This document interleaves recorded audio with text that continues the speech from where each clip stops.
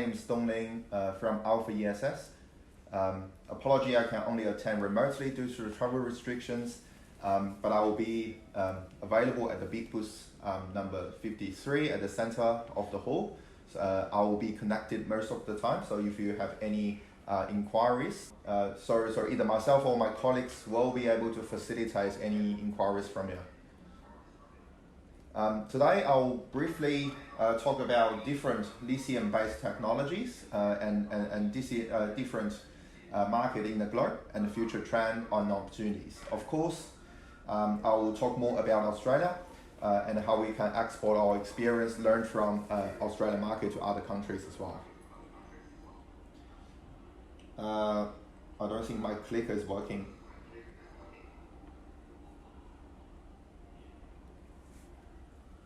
All right, it's working now. Is it? So can I do next page? Thank you.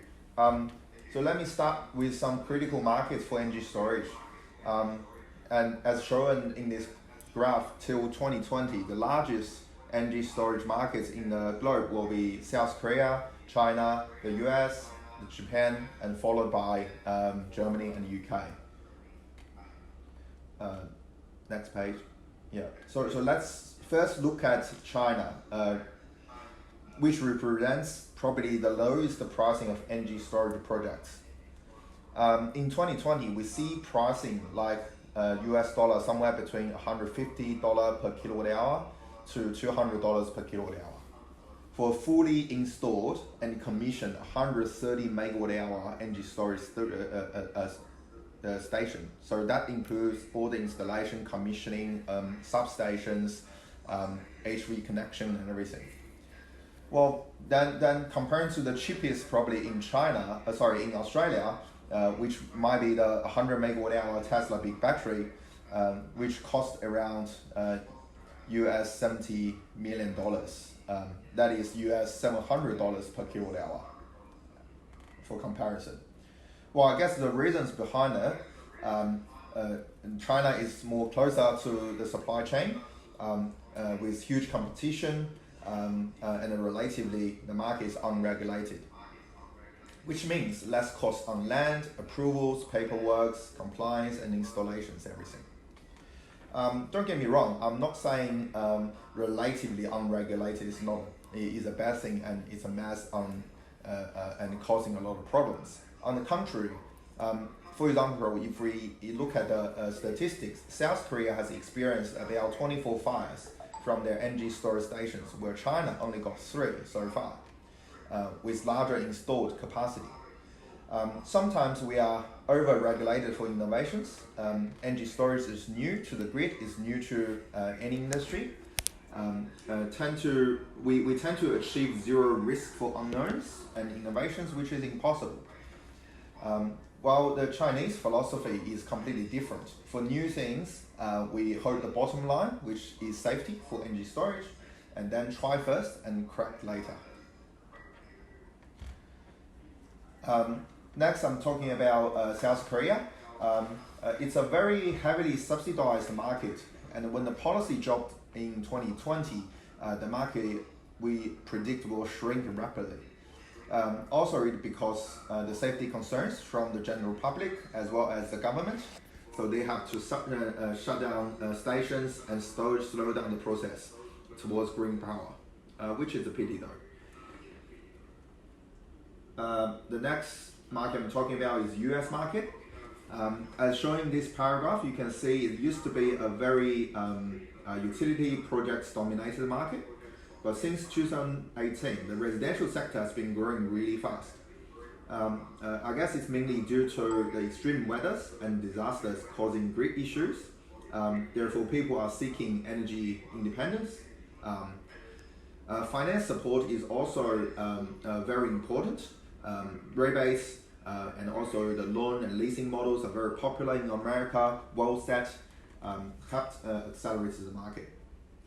Price-wise, a fully installed energy storage system can cost over US 10 grand, so without solar, which is about, I guess, 30 to 50% higher comparing to what we see in market in Australia. That's mainly due to political barriers, which like you have a high tariff from imported products and things like that, and also the complex compliance rules. The next market is Japan. Japan is actually very interesting. It's very isolated. You will not see any overseas brands actively selling in Japan. All their markets are dominated by their local brands.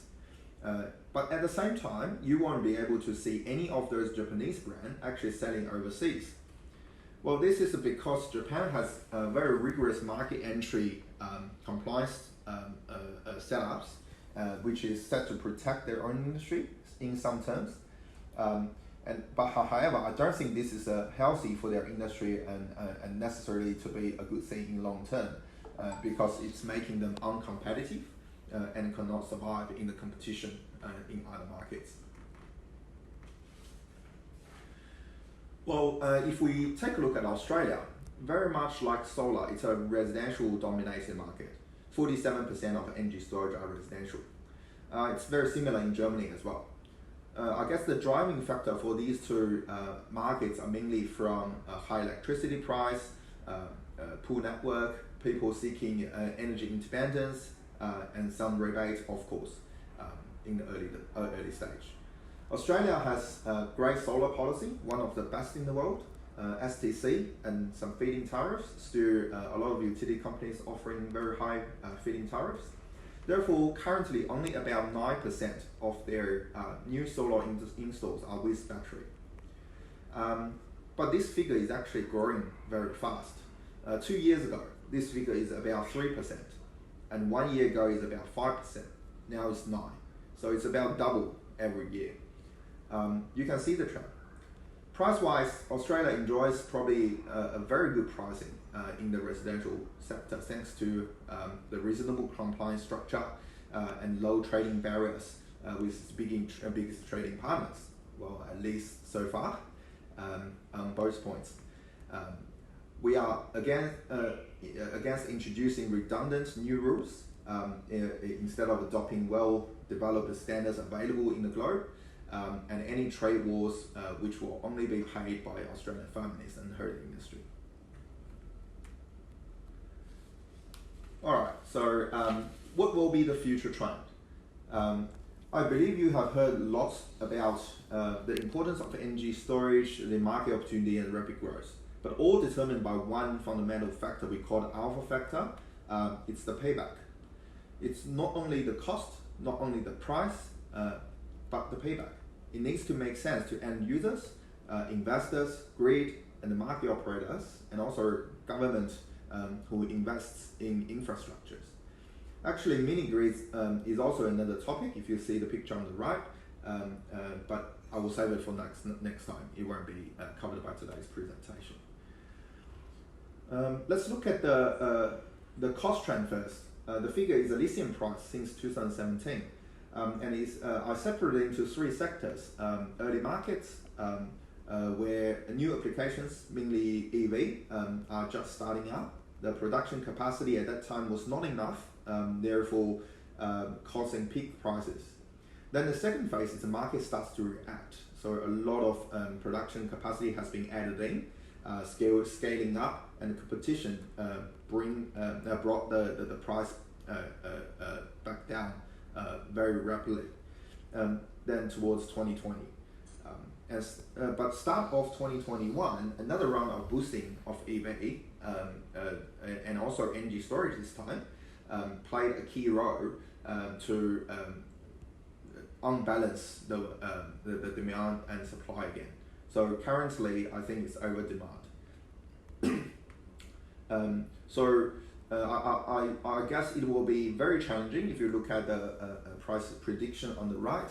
For the next 1 to 2 years, before the capacity ramps up again, the pricing of the lithium will continue to rise. The reason I'm only looking at lithium, not nickel or other elements like cobalt, is because I don't think NMC or LCO will be the proper material for energy storage, and we only stick with LFPs. So this is in the past about 10 years, the price of the battery cells has dropped about 80%. This is mostly due to the scale of economy, but whether this trend can continue and whether at this rapid speed is a question mark. From material side, I think it will slightly rise, but from manufacturing side, it will still continue to drop and also even bigger scale of economy. So my prediction is these two factors will compensate each other. So probably for the next 12 months, we will see the price of lithium battery cells remain at its level.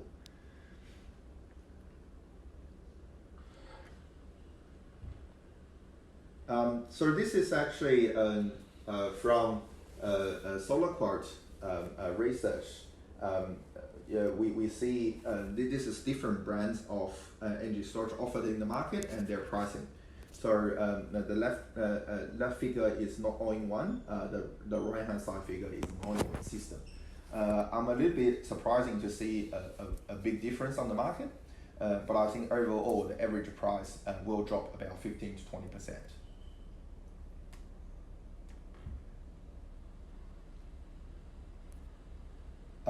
For larger batteries, if we look at FCAS, so this is actually talking about the revenue stream of the payback sector.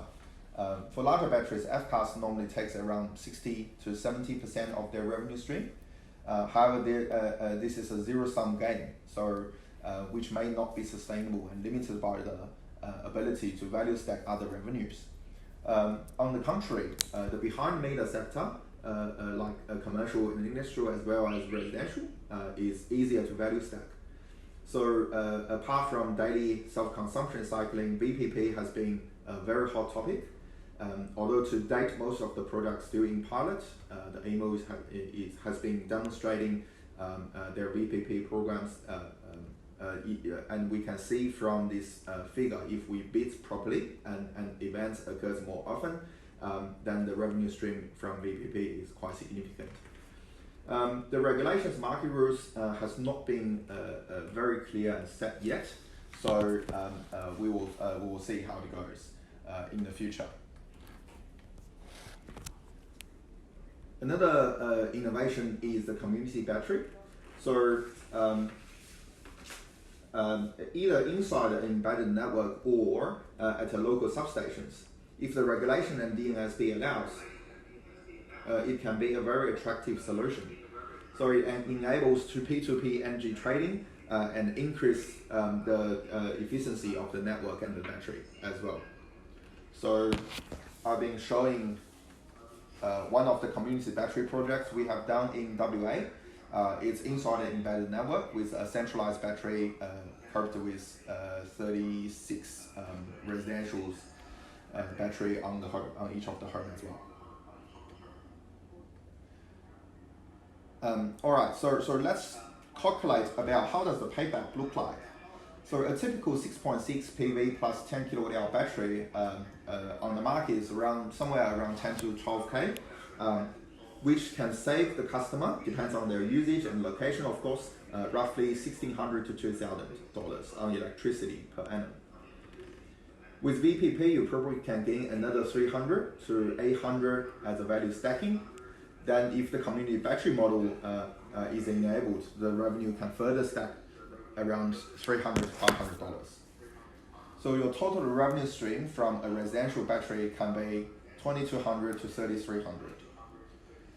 The total price of the system, so we predict in the next 12 months will be declined by 15 to 20% on price, not the cost. Reducing from 7.5 years payback to less than 5 years, and in some best case scenario can be less than 2.5 years.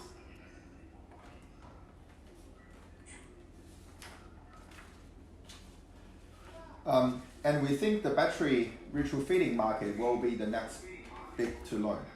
Don't forget, Australia only got 25 million people. So if we say an average household got 4, so it's only about 6 million households in Australia. But we have already installed 2.66 million residential solar on the roof. Remember, the remaining houses, a significant amount of them probably not suitable for solar anyway. They got shading, they got complicated roofing, and unsuitable materials on the roof, for example. So our prediction is that the new solar install market will saturate very quickly, and the retrofitting market will be the next big one.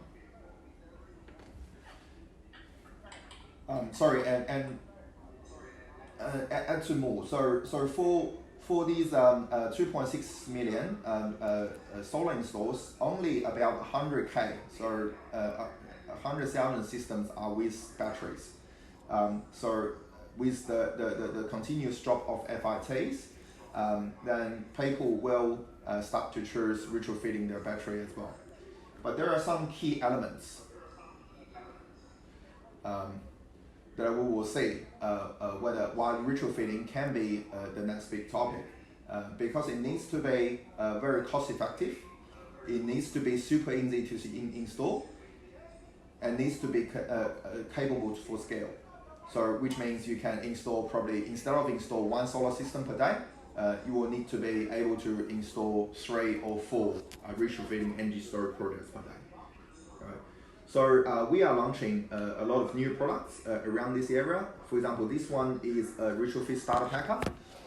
It's a 3 kilowatt, 5 kilowatt hour battery all in one piece. So you only need to install one piece. And there's no meter or meter box upgrade involved in the installation. So you probably, I think a good installer can finish within 15 minutes. It's Wi-Fi enabled, so you don't need to do all those communication line and those complicated meter box upgrades, which are the most time-consuming parts for energy storage. And these ones are for 3-phase 10 kilowatt big houses, and also we are launching new single-phase HV products. You're welcome to go to our booth to take a look. And some quick glance through our CNI solutions: 30 kilowatt hybrid, 50, 100 kilowatt hybrid, as well as the 250 kilowatt solutions as well. We have the battery racks and container size solutions, which we have deployed many of them in the remote areas in Australia, as well as the mining sectors. We are also launching a very interesting product, which we call the portable power station. It's very lightweight, less than 10 kilogram. You can carry it with your carry van or even in your back booth of your car. So you can take it for camping, for any outdoor activities, and also you can use it as emergency power if your house is not suitable for a solar and battery storage. You can always purchase a portable power station during the blackout. You will still be able to get 1,000 watts or 2,000 watts of power from it.